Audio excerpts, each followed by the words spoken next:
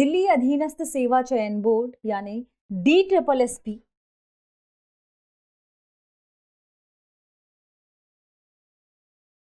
Delhi subordinate services selection board, इसकी exam से जुड़े, इसकी परीक्षा से जुड़े हुए भूगोल विषय पर कैसे टॉपिक, कैसे प्रश्न पूछे जाते हैं, उन्हीं टॉपिक्स को हम यहाँ समझने की कोशिश करेंगे।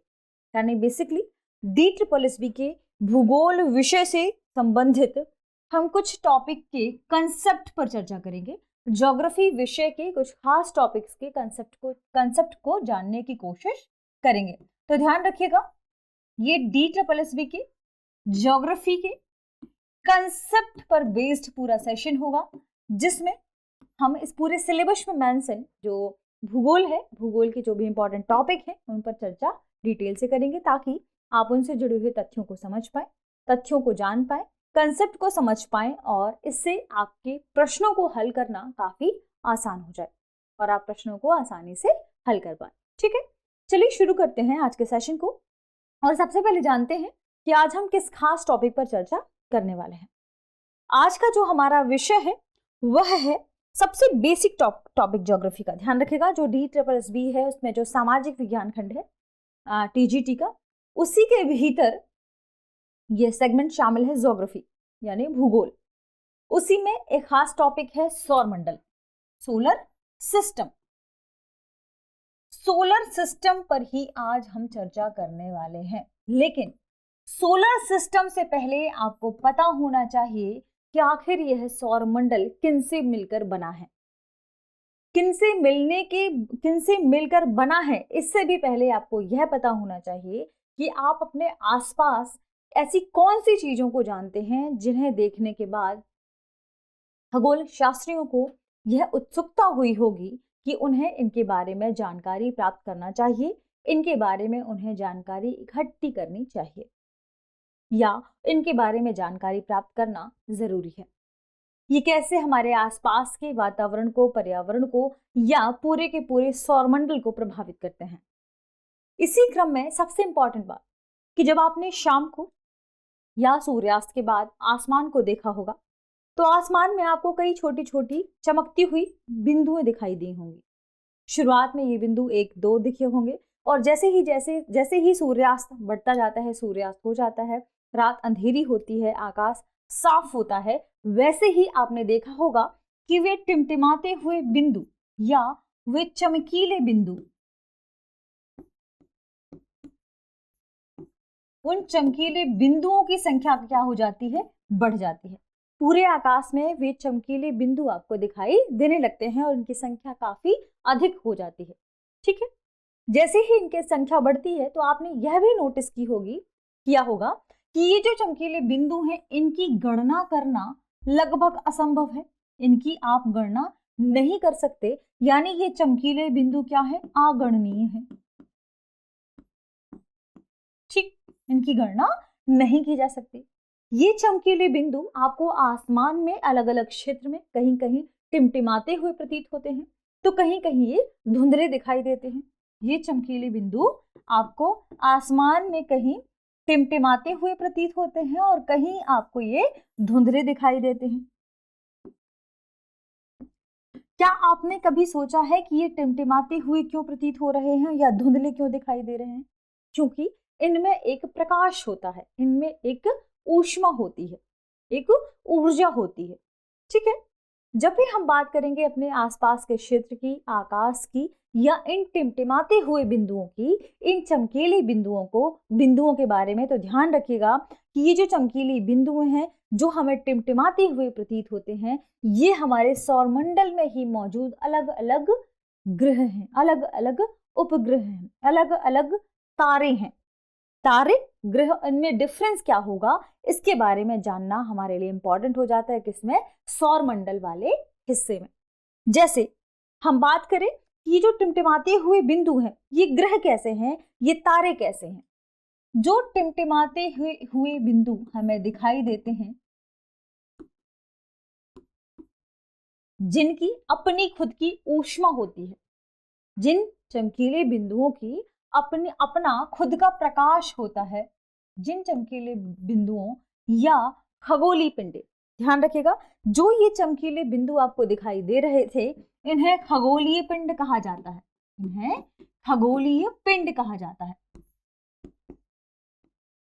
और इन्हीं खगोलीय पिंडों की जब हम बात करेंगे तो वे खगोलीय पिंड जिनका अपना प्रकाश होता है, जिनकी अपनी ऊष्मा होती है,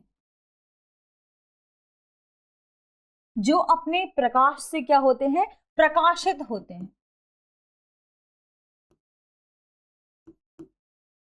जो अपने प्रकाश से प्रकाशित हैं, जिनकी अपनी ऊष्मा है। क्यों?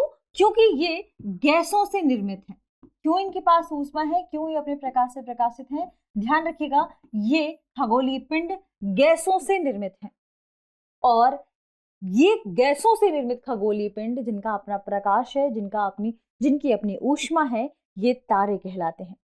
तो ध्यान क्या रखना है आपको कि वे खगोलीय पिंड जो गैसों से निर्मित होते हैं, जिनका अपना प्रकाश होता है, जिनकी अपनी ऊष्मा होती है, ये बड़े आकार के होते हैं, ये तारे कहलाते हैं। बड़े आकार के होते हैं, क्या कहलाते हैं? यही तारे कहलाते हैं, यही स्टार कहलाते हैं। ठीक है, और ध्यान रखिएगा कि बहुत बड़ी मात्रा में चूंकि इनका क्या होता है, प्रकाश और ऊष्मा का उत्सर्जन होता है, क्या बहुत बड़ी मात्रा में इनसे प्रकाश और ऊष्मा का उत्सर्जन होता है, प्रकाश और ऊष्मा का उत्सर्जन होता है। और यही प्रकाश और ऊष्मा अन्य खगोलीय पिंडों को भी क्या करती है, प्रकाशित करती है। तो कुछ खगोलीय पिंड ऐसे होते हैं जो इन तारों की ऊष्मा और प्रकाश से प्रकाशित होते हैं, और कुछ खगोलीय पिंड ऐसे हैं जिनका अपना बड़ा आकार है, जो अपने प्रकाश और अपने ऊष्मा से प्रकाशित होते हैं, वे तारे कहलाते हैं, या वही क्या कहलाता है, तारा कहलाता है। ध्यान रखें, यानी आप जब भी तारों की डेफिनेशन पूछी जाए, स्टार की डेफिनेशन पूछी जाए, तो सबसे इंपॉर्टेंट बात आपको क्या ध्यान रखना है कि सूर्य और चंद्रमा के आसपास या सूर्य और चंद्रमा के अलावा वे सभी वस्तुएं जो रात को चमकती हैं खगोलीय पिंड कहलाती हैं, और वे खगोलीय पिंड जो बहुत बड़े आकार के होते हैं, जिनका अपना प्रकाश होता है, जिनकी अपनी ऊष्मा होती है, वे तारे कहलाते हैं। ये गैसों से निर्मित होते हैं। तो तारों की डेफिनेशन बहुत ही सटीक शब्दों में लिखनी हो तो ध्यान क्या रखना है, एक तो अपने बड़े आकार के होते हैं, अपने प्रकाश और ऊष्मा से चमकते हैं, और इनसे प्रकाश और ऊष्मा उत्सर्जित होती है। ठीक है, तो ये तो बात की हमने किसकी, तारों की, स्टार्स की।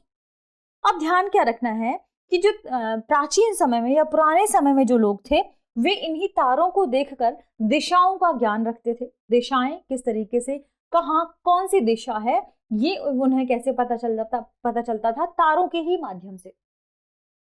पहले के समय में जो तारों की आसमान में अवस्थिति होती थी, जैसे उत्तर में जो तारा है, जिसे हम कहते हैं ध्रुव तारा।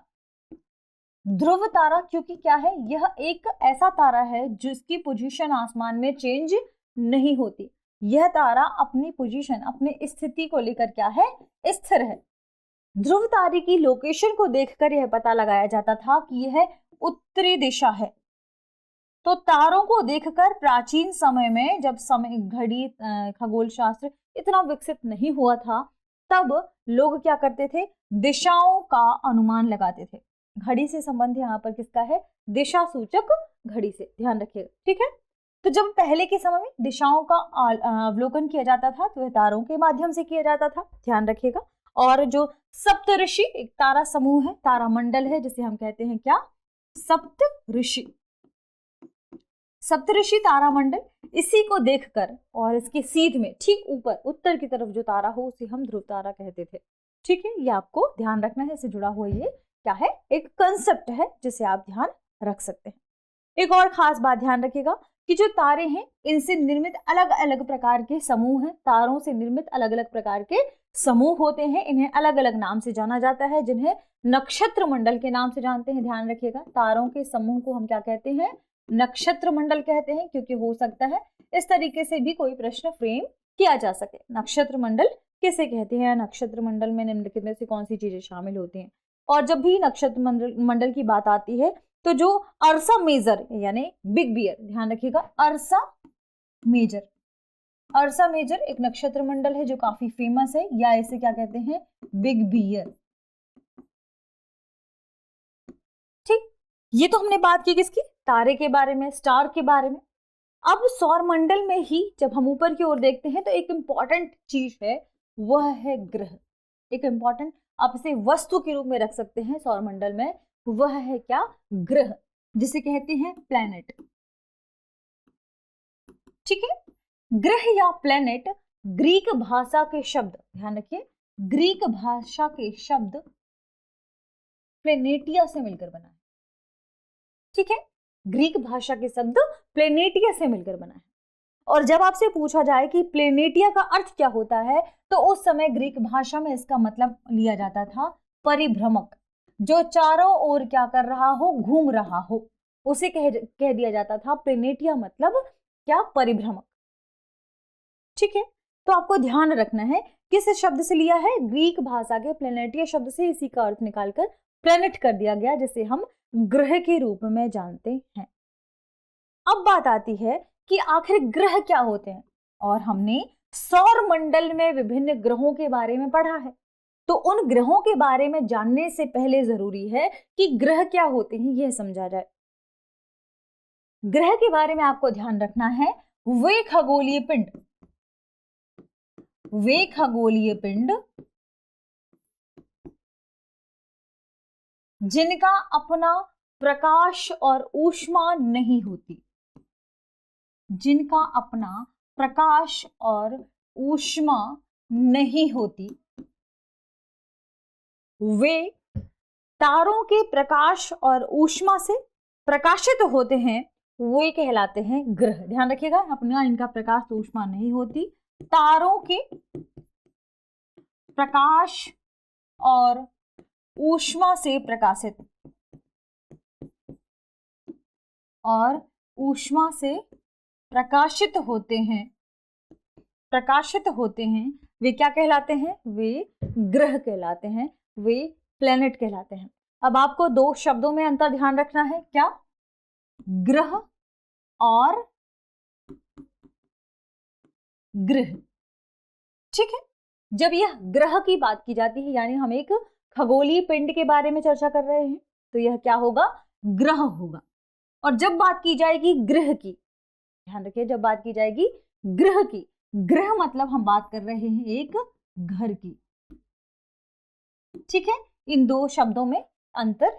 ठीक है, तो आपको क्या ध्यान रखना है, जब हम ग्रह की बात कर रहे हैं, प्लैनेट की बात कर रहे हैं, जब हम ग्रह की बात कर रहे हैं, यानी हम घर की बात कर रहे हैं। ठीक है, तो ध्यान रखें, ये हमने समझा किसे, तारों के बारे में, हमने समझा तारों के अलावा ग्रह के बारे में, प्लेनेट के बारे में।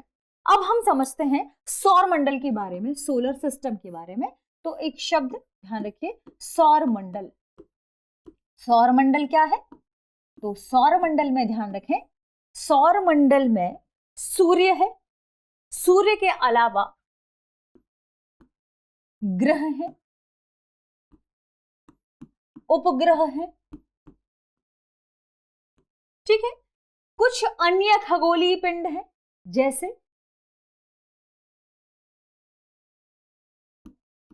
पुच्छल तारे।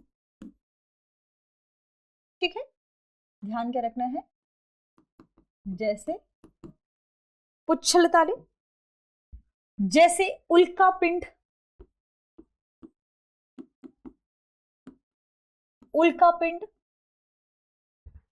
तो सौर मंडल की डेफिनेशन में क्या शामिल है, सूर्य के साथ साथ 8 ग्रह, उपग्रह, कुछ अन्य खगोलीय पिंड जैसे उल्का पिंड, क्षुद्र ग्रह, ये मिलकर ही सौर मंडल का निर्माण करते हैं। क्षुद्र ग्रह ये मिलकर ही, या क्षुद्र ग्रह मिलकर क्या करते हैं, सौर मंडल का निर्माण करते हैं। सौर मंडल में बात करें तो सूर्य इनका मुखिया है, सूर्य क्या है, मुखिया है। सौर मंडल एक किसकी भांति है, एक परिवार की भांति है, एक फैमिली की भांति है, ये आपको ध्यान रखना है। सौर मंडल, इसे ही हम सौर परिवार भी कहते हैं। तो सौर परिवार में क्या क्या शामिल है ये भी आपको ध्यान होना चाहिए, ध्यान रखना है आपको। क्या याद रखना है कि इसमें सूर्य शामिल है, 8 ग्रह शामिल है, इनके उपग्रह शामिल है, कुछ अन्य खगोलीय पिंड जैसे उल्का पिंड शामिल है, कुछ अन्य खगोलीय पिंडों में क्षुद्र ग्रह भी आ जाते हैं। इन सभी से मिलकर जो सौर परिवार बनता है वही सौर मंडल है और सूर्य इनका मुखिया है। सूर्य क्या है? इसका मुखिया है। सूर्य के बारे में खास बात यह ध्यान रखना है सौर मंडल में कि यह जो सौर मंडल है, इस सौर मंडल में सूर्य केंद्र में है। सूर्य कहाँ है? केंद्र में है। सूर्य एक तारा है, ध्यान रखिएगा, यह है सन। सूर्य केंद्र में है, सूर्य एक तारा है, सूर्य सौर मंडल का मुखिया है। ठीक है। सूर्य के बारे में क्या ध्यान रखना है? सूर्य बहुत अधिक प्रकाश उत्सर्जित करता है, सूर्य में ऊष्मा बहुत अधिक है, ध्यान रखिएगा, सूर्य की ऊष्मा बहुत अधिक है, सूर्य का खिंचाव बल बहुत अधिक है, जिसे इसका गुरुत्वाकर्षण बल आप कह सकते हैं, लेकिन एक खास का नाम से जाना जाता है जैसे खिंचाव बल। सूर्य का खिंचाव बल बहुत अधिक है और सूर्य के खिंचाव बल की वजह से ही यह सौर मंडल की अन्य ग्रहों को बांधे रखता है, अपनी तरफ खींच के रखता है। ठीक है। तो सूर्य में क्या है? सूर्य का अपना एक खिंचाव बल है और यह खिंचाव बल सूर्य मंडल के या सौर मंडल के अन्य ग्रहों को खींच कर रखता है, बांध कर रखता है, और यही सौर मंडल के लिए प्रकाश और ऊष्मा का क्या है? सोर्स है, स्रोत है। ठीक है। जब भी पृथ्वी से इसकी दूरी की बात आएगी कि सूर्य की पृथ्वी से दूरी कितनी है, तो लगभग 15 करोड़ किलोमीटर, 15 करोड़ किलोमीटर सूर्य की पृथ्वी से दूरी बताई जाती है। आपको ध्यान रखना है, एक तथ्य है ये 15 करोड़ किलोमीटर का। ठीक है। तो इस तरीके से हमने समझने की कोशिश की सौरमंडल के बारे में, सौरमंडल क्या है, किन से मिलकर बना है। अभी उपग्रह और खगोलीय पिंडों के बारे में भी समझने की कोशिश करेंगे। तो जैसे जैसे हम आगे बढ़ते जाएंगे इन सभी टर्म्स के बारे में आप समझते आगे जाएंगे। ठीक है। तो मिलते हैं हमारी अगली वीडियो में, तब तक आप पढ़ते रहिए, रिवीजन करते रहिए। शुक्रिया।